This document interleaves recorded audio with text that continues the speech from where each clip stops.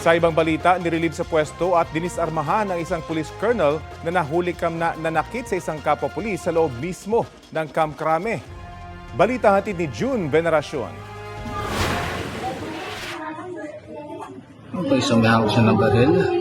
Sa isang post sa social media, makikita ang isang lalaki na nakadamit sibilyan, nahawak ang baril at tila may sinisipa. Ayun na, may hawak na baril.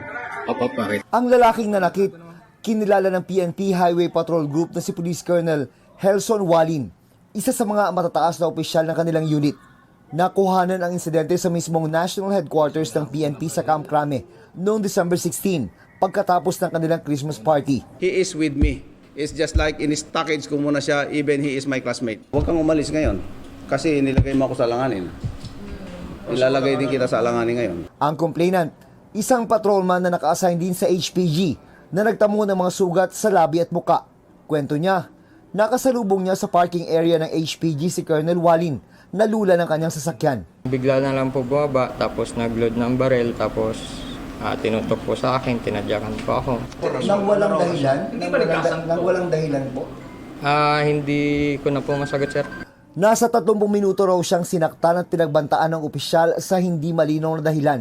Hindi ko rin masabi na talagang nakainom siya kasi hindi naman po ako expert. Pero para po sa akin, ma'am, yung amoy po nung alak, then the way he act po, under the influence din po ng alcohol. Nirelieve at dinisarmahan na si Colonel Walin habang gumugulong ang internal investigation ng HPG.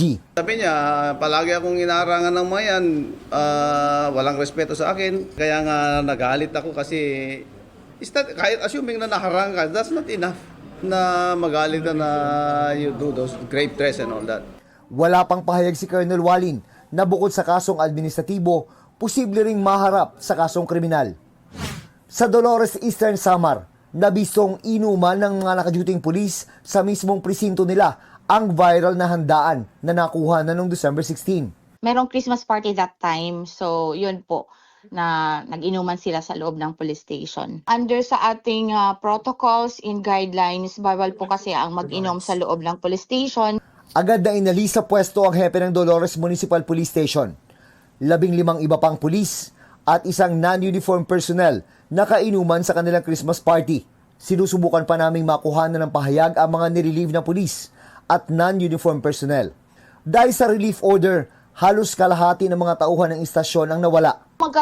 Reassignment naman to complete or to augment the personnel of Dolores MPS. June Veneracion, nagbabalita para sa GMA Integrated News.